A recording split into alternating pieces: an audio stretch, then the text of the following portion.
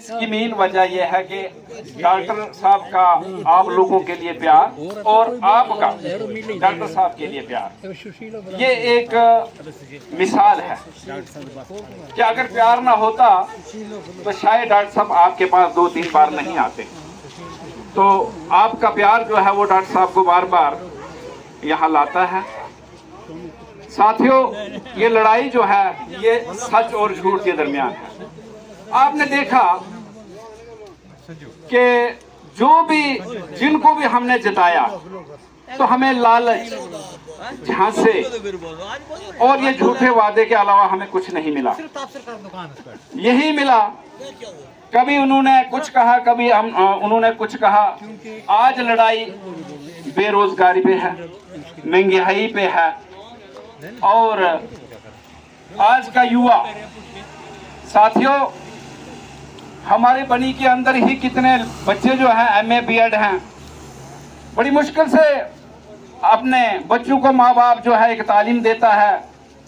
हम लोग उतने अमीर तो नहीं हैं, लेकिन फिर भी मेहनत मजदूरी करके हम अपने बच्चों को पढ़ाते हैं। और सरकार की जो पॉलिसियां हैं वो क्या करते हैं कि जो बच्चे पढ़ते हैं तो उनको अव्वल तो नौकरी है ही नहीं, उनके एजेंडे में है ही नहीं। इस बार भी देखा होगा एजेंडे में कोई नौकरी नहीं है, लेकिन अगर है भी तो वो उनको 1000, 2000, 3000 और 5000 की नौकरी देते हैं।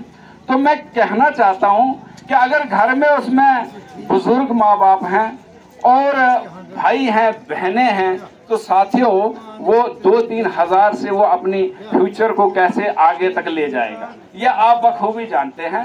और आपने देखा कि एक ही बात है जी, हमने रोडों के जाल बिछाए। साथियों, रोड उन्होंने बने, हम नहीं कहते हैं कि बने, लेकिन वो पता नहीं पुरानी मलिक साहब की पॉलिसियां थी या लाल मास्टर की पॉलिसियां थी। उन्होंने, मैं तो कहता हूं कि हम, ये ठक्कर साहब ने बात की कि हम तो 20-25 साल में इकट्ठे रहे हैं नेशनल कॉन्फ्रेंस के अंदर, तो मलिक साहब को हमने हर बार वोट दिया है। तो हमारे सामने DPRA बनती थी, हम बखूबी जानते हैं। लेकिन आज जो है ये पूरे श्रेय जो है अपने आप पर आते हैं, लेकिन ये सरासर झूठ है। आज रोड तो जरूर बने, केयूं के मकान करा दिए थे, केयूं की जमीनें खत्म हो गई, केयूं के बगीचे खत्म हो गए। मैं पूछना चाहता हूं, जितने भी रोड बने, आप बताओ किस रोड के अंदर उस गरीब आवाम को, उस किसान को इन्होंने कंपनसेशन दिया? एक को भी नहीं दिया, एक को भी नहीं दिया। क्या वो गरीब जो है, अगर गाड़ियां चलती हैं तो उससे जो है वो जो गाड़ियां वाले हैं वो सरकार को क्या देते हैं? टैक्स देते हैं। वो क्या देते हैं? टैक्स देते हैं। इन्होंने जल मिशन के तहत पाइपें लगाई, तो पिछले कल ही मेरे गांव के अंदर वहां एक PHE की टीम आई। उन्होंने कहा कि आप जो है सिक्योरिटियां जमा कराओ। तो हमने कहा यार कल आ जाना, वो क्या करना कि रच भी साथ के ले आना, इन पाइपों को भी साथ में ले जाना, क्योंकि हम ये पैसे अदा नहीं कर सकते हैं, हम नहीं दे सकते। इनका नारा था घर घर जल पहुंचाने का, लेकिन दोस्तों वो जल जो है वो फ्री का नहीं है, हमसे पैसे वसूले जाएंगे।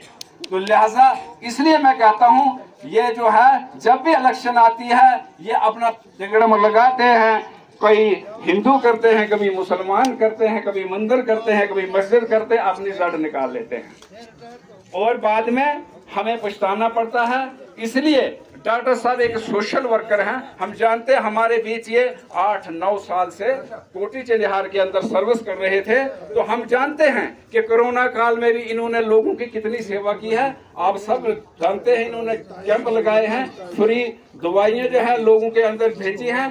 तो ये इनका जो है जनता के साथ जो है पुराने से हमदर्दी है, प्यार है। लिहाजा मैं सब लोगों से कहना चाहता हूं कि मजहबी भेदभाव छोड़ के झांसा देने वाले बड़े आएंगे, लेकिन डॉक्टर साहब जो है वो एक नहायत शरीफ और ईमानदार हैं और इनके पास उतना पैसा भी नहीं है कि इनका कोई हमदर्द कहीं दिल्ली से आएगा, बम्बे से आएगा, हिमाचल से आएगा। इनके पास मेरे साथियों आप ही वोटर हो, आप ही सपोर्टर हो, हम ही मंत्री हैं, हम ही संतरी हैं।